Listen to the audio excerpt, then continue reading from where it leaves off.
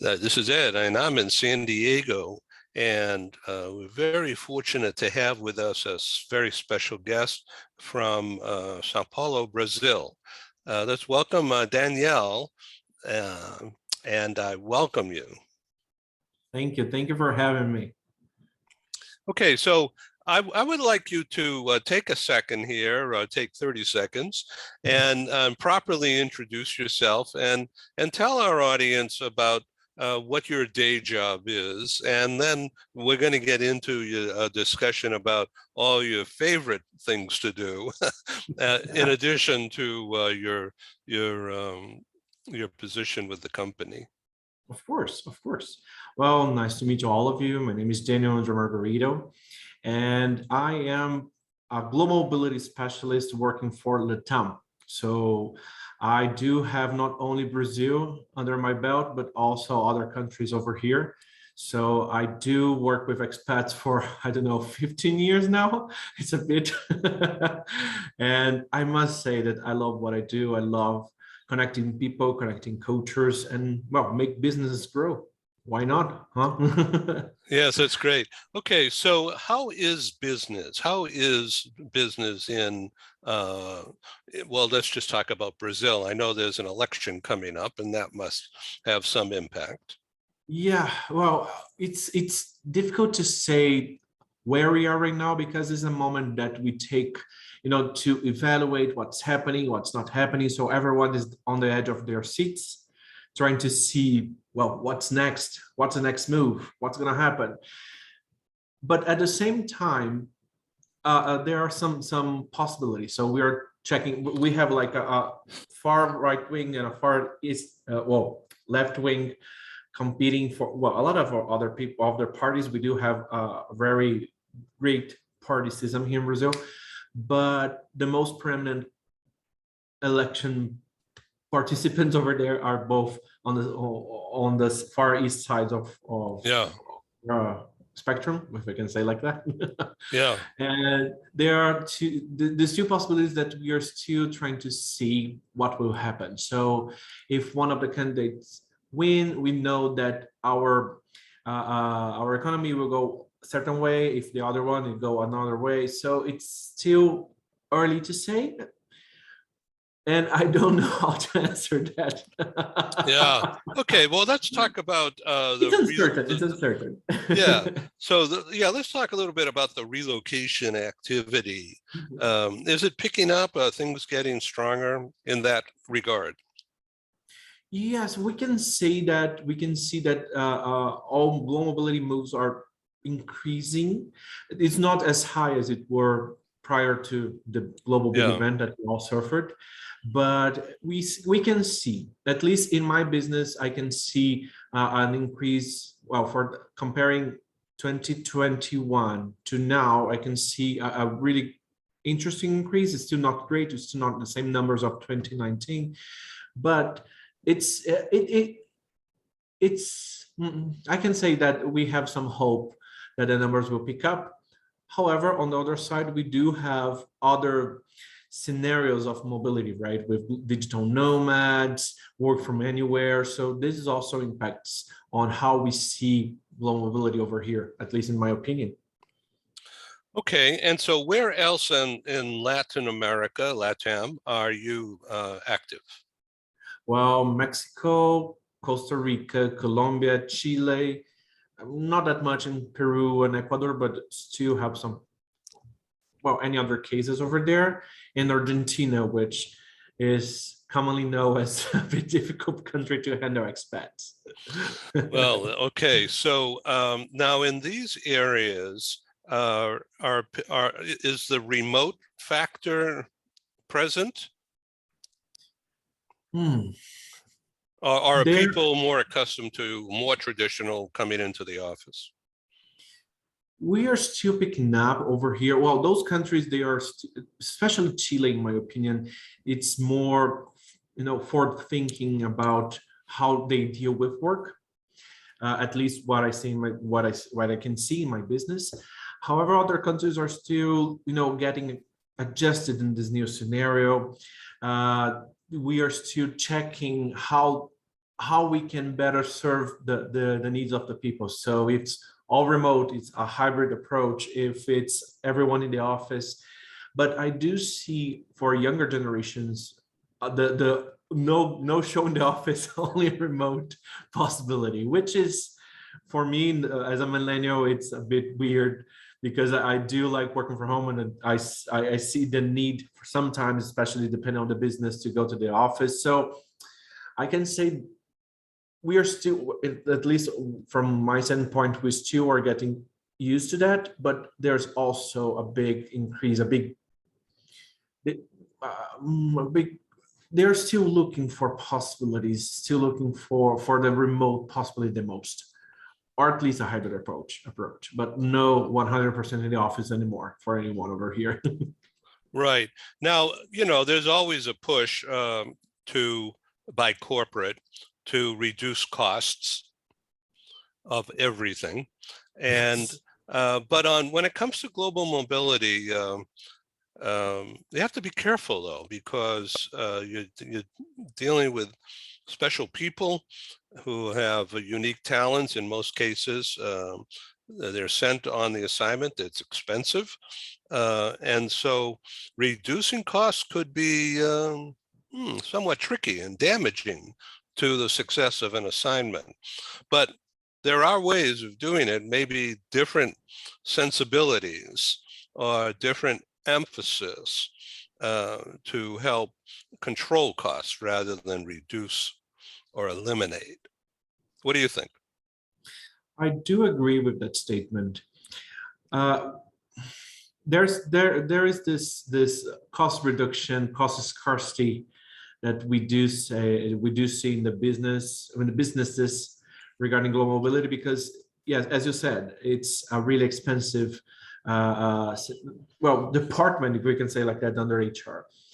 However, you have to be smart on how you allocate costs. So if you can check possibilities with let's say not do a big shipment because it's one of the most costly part of the global mobility, but you can reallocate this cost to, I don't know, have a better accommodation in a new country. It's more like a jigsaw puzzle every time in order to better accommodate these scenarios. But it's the tricky part of mobility, because we were always expensive. So we have always to prove that what we were doing, it had value. So this is also the same situation even after the pandemic. So we do have to be cost efficient no matter what. But the way we do that, it must be smart, not just, let's cut this, cut that part, and let's see what happens. No, we do have to negotiate more. We do have to talk more with the expat, with the leader, with the business itself, in order to better accommodate. I do see that if you do cut costs, like no matter what, you will end up with unhappy expats, with business not understanding the true value of mobility, which can be damaging, as you said. So it's, in my opinion, it's the moment for the global mobility advisor in the companies to actually be a negotiator, to actually prove why we are doing that situation, why we are allocating costs that way, in order to better accommodate a new expat, for instance. Okay, thank you. So let's talk about the company. I'm going to try not to mispronounce it, so please correct me. Prysmian? Prysmian, yes, you're correct. Prysmian. So that's Prysmian. So is there a meaning to that name? Not that I'm aware of. Yeah, well, that's a little unusual. So it's a big industrial company. It's huge. Yes, one of the biggest, if not the biggest one in our industry. So I'm really proud of it, where I am right now. Oh, that's very good. Thank you. for being on this program. I'm really impressed with you wanting to do this. So thank you, Danyel. Okay, so now let's talk about some of your hobbies here. I'm reading this. You're co-founder of the Altiori experience. Did I Yes. pronounce that right? Altiori. I tried to, Altiori. Okay. yeah, I tried to be Latin and it didn't sound right. So yeah, we can accommodate that. Okay, so what is that about?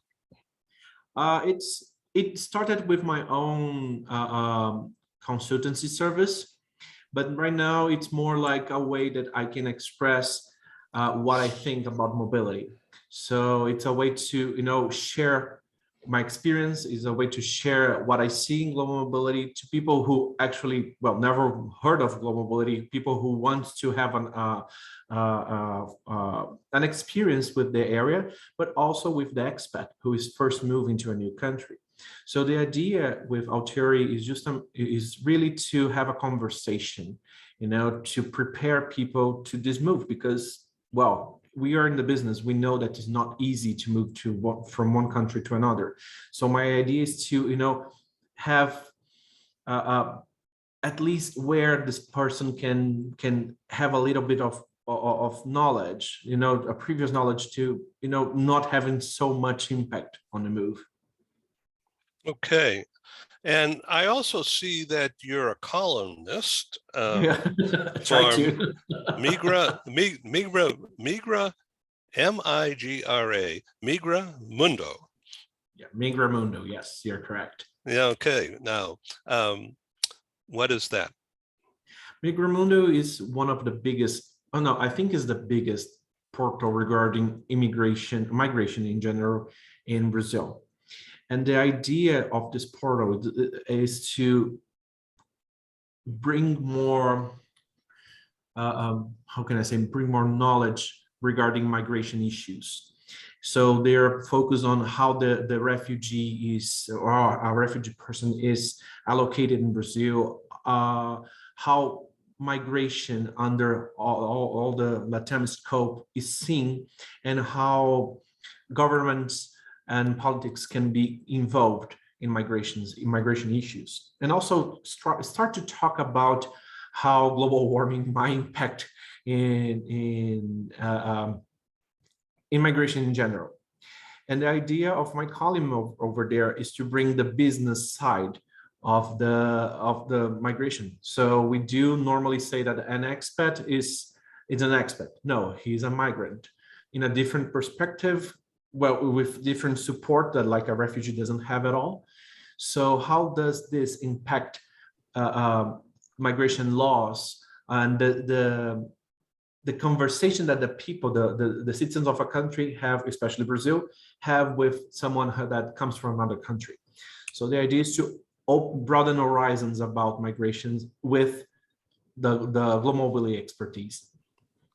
So I see that you really love to tell stories, and so we are simpatico, because I do that all the time too. And so thank you for being on our global TV talk show. And I see that you are also very active in Brazil talks, LATAM talks. Yes, yes. Yeah, It was I know Patty and I know Juliana. Yes. And so I want to welcome you and those people to come back on our show too, as well as expand our joint efforts in Brazil and Latin America. So let's talk about your being involved with Andy Smales and GMJ as an ambassador, right? Global Mobility Journeys. I think that's a great idea. He's done really good with that. Yes, they are really amazing. They are European based, but spreading all over the world. Having a more broader knowledge of global mobility, which I don't know. Here in Latin, especially, the global mobility person normally is an HR person that speaks English. So it's really niched.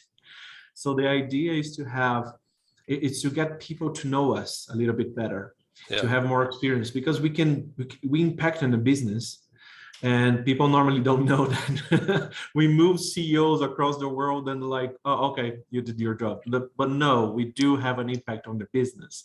We Yeah, can big time. have conversations, right? So the Right. idea is to have that. Right.